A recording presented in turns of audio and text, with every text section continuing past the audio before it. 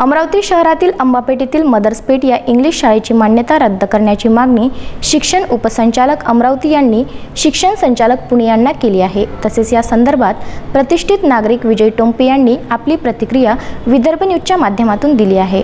संपूर्ण विदर्भातल्या शिक्षण क्षेत्रामध्ये खळबळ उडवून देणाऱ्या बहुचर्चित आणि वादग्रस्त ठरलेल्या अंबापेठेतल्या मदर्सपेठ या शाळेच्या बाबतीत शिक्षण उपसंचालक म्हणून सेवानिवृत्त झालेले राम पवार यांची अंबापेठ वासियांनी केलेली हकालपट्टी हा संपूर्ण विदर्भातल्या शैक्षणिक वर्तुळामध्ये चर्चेचा विषय बनली होती। मदर्सपेठ येथे रविवारी अगदी गुपचूपपणे लॉकडाऊनचे दिवशी राम पवार यांनी दिलेली मदर्सपेठ शाळेला भेट ही वादग्रस्त ठरली होती। अंबापेठ येथील नागरिकांनी त्यांच्या विरुद्ध एल्गार पुकारला होता आणि राठी कुटुंबीय आणि राम पवार यांना घेराव घातला होता। त्यावेळी राठी कुटुंबीय वारंवार हम ये स्कूल बंद करने वाले हैं, हमको ये स्कूल बंद करना है असे वारंवार बोलत होते। हमको जो है स्कूल हमको चलाना ही नहीं, हमारा लोन है क्या है, हम सोचेंगे नहीं क्या उसके बारे में।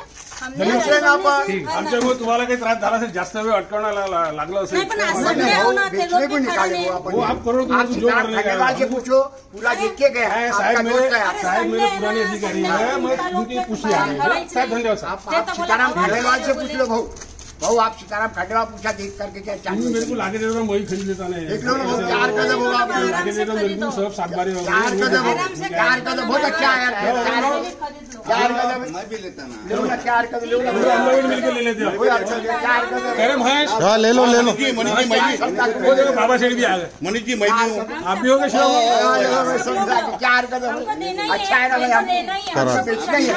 सीताराम खांडेवाल से पूछो, 15 दिन पहले भी देख के गया, 10 देख के गया, 10 जन को बताया। या प्रकरणामुळे शैक्षणिक क्षेत्रामध्ये चांगलीच खळबळ उडालेली आहे। याच अनुषंगाने विदर्भ न्यूजने प्रत्यक्ष अंबापेठ येथे जाऊन मदर्सपेठ या शाळेच्या आजूबाजूच्या परिसरातील नागरिकांना विचारणा केली व त्यांच्याशी संवाद साधला। बघूया काय म्हणतात अंबापेठ येथील प्रतिष्ठित नागरिक असलेले विजय टोंपे।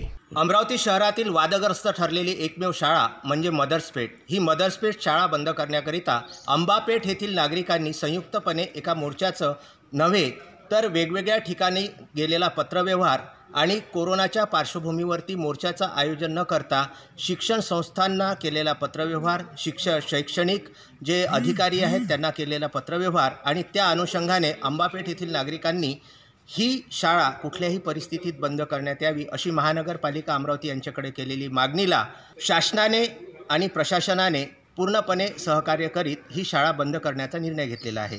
मात्र यामध्ये शिक्षण उपसंचालक असलेले माजी शिक्षण उपसंचालक म्हणून ज्यांचा अमरावती विभागामध्ये संपूर्णपणे अमरावती, अकोला, यवतमाळ, बुलढाणा आणि वाशिम या 5ही जिल्ह्याचा कार्यभार आपल्या मुख्यालयापासून पाहणारे शिक्षण उपसंचालक माजी असं म्हणता येईल त्यांना राम पवार यांनी रविवारी या ठिकाणी व्हिजिट केली आणि त्यावेळी अंबापेठ येथील नागरिकांनी ज्यावेळी त्यांना विचारणा केली, घेराव घातला, त्यावेळी ते इथून अदृश्य होण्याच्या मार्गावरती आले होते। अशा परिस्थितीमध्ये अंबापेठ येथील नागरिकांचं काय म्हणणं आहे हे आपण विदर्भ न्यूजसाठी जाणून घेणार आहोत। आपण सुद्धा एका शिक्षण क्षेत्रामध्ये कार्यरत आहात आणि नेमकं अंबापेठमध्ये ही जी शाळा मदर्सपेठ आपल्याला दिसते आहे त्याच्याबद्दल नागरिकांचा रोष कशासाठी आणि काय आहे? मागील 2016 पासून आम्ही अंबापेठीतील सगळी नागरिक कृती समिती या मदर्सपेठ या अनधिकृत शाळेच्या मागे त्या ठिकाणी उभा आहोत। आम्हाला असं वाटतं की या परिसरातील नागरिकांना या शाळेचा कुठलाही त्रास होऊ नये या दृष्टिकोनातून आम्ही अंबापेठमध्ये एक नागरिक कृती समिती निर्माण केलेली आहे आणि त्या माध्यमातून विविध शिक्षणाधिकारी, कार्यालय, महानगरपालिका, शिक्षण उपसंचालक यांच्याशी ज्यावेळेला मी पत्रव्यवहार केला तेव्हा यांनी या सगळ्या परवानग्या नाकारलेल्या आहे, रद्द केलेल्या आहेत। मला असं वाटतं की या सगळ्या गोष्टींचा पाठपुरावा करत असताना आम्हाला एक आढळून आलं की अतिशय शिकस्त अशा इमारतीमध्ये आणि या ठिकाणच्या एका 3000 स्क्वेअर फुटाच्या इमारतीमध्ये या ठिकाणी शाळा भरवली जाते आणि 1200 विद्यार्थ्यांचा जीव या ठिकाणी धोक्यात टाकला जात असतो। या ठिकाणी पार्किंगच्या कुठल्या सुविधा नाही आहेत, या ठिकाणी खेळायला ग्राउंड नाही आहे आणि RTIच्या अंतर्गत ज्या ज्या शिक्षणाच्या सुविधा असाव्यात त्या सुविधा या शाळेमध्ये कुठल्याच नसतानासुद्धा या ठिकाणी याचं व्यवस्थापन जे आहे ते या ठिकाणी शाळा चालवत आहे आणि 1200 विद्यार्थ्यांचा जीव या ठिकाणी त्यांनी धोक्यात टाकलेला आहे। म्हणून आम्ही संपूर्ण अंबापेठील नागरिक जे आहेत ते या ठिकाणी या शाळेला विरोध करत आहोत आणि त्या निमित्तानेच आज बघतो आपण की या कोरोना पार्श्वभूमीच्या अनुषंगाने संपूर्ण शहरामध्ये आपण संचारबंदी लागलेली आहे, रविवारचा दिवस आहे आणि या ठिकाणी एक माजी शिक्षण उपसंचालक राम पवार साहेब या ठिकाणी आले होते आणि आम्हाला या ठिकाणी ज्या संशयास्पद काही हालचाली आढळून आल्या त्या निमित्ताने आम्ही अंबापेठेतील सगळे नागरिक या ठिकाणी या शाळेला घेराव दिला। तेव्हा आम्हाला असं कळून आलं, आम्ही त्यांच्याच तोंडातून या ठिकाणी बदलून घेतलं। त्यांनी आम्हाला असं सांगितलं की माझे एक मित्र आहेत ती शाळा विकत घेणार आहे, पण ज्यावेळेला आम्ही त्यांना सांगितलं की या शाळेला आमच्या संपूर्ण अंबापेठ नागरिकांच्या सोबतच इथील जे सगळे शहरातील जे प्रतिनिधी आहेत, म्हणजे त्यामध्ये आमदार असो, खासदार असो, त्यानंतर शिक्षक आमदार असो किंवा पालकमंत्री असो, या सर्वांचा या ठिकाणी या शाळेला विरोध असताना सुद्धा आपण ही शाळा का बरं घेत आहेत, तेव्हा ते थोडंसं इथनं या ठिकाणावरून निघून जाण्याचा त्यांनी प्रयत्न केला आणि आम्ही या ठिकाणी त्यांना काही प्रश्न विचारले असताना ते थोडेसे या ठिकाणी घाबरलेले होते। पण आम्ही त्यांना सांगितलं की आम्ही सगळे या ठिकाणचे जे आम्ही लोकप्रतिनिधी आहोत, अंबापेठेतील आम्ही क्रीडा मंडळ या ठिकाणी चालवतो आहेत आणि आमचा सर्वांचा या ठिकाणी विरोध असल्यामुळेच आम्ही या शाळेला विरोध करत आहोत। तेव्हा त्यांनी आम्हाला या सगळ्या माहिती या ठिकाणी दिली। नेमकी अमरावती महानगरपालिका आणि शिक्षण तज्ज्ञ आहेत यांनी सुद्धा एक वेगळा लाल दिवा या शाळेला दाखवलेला आहे की ही शाळा स्थगिती करण्यात यावी, शाळा थांबविण्यात यावी, शाळा चालविण्यात येऊ नये।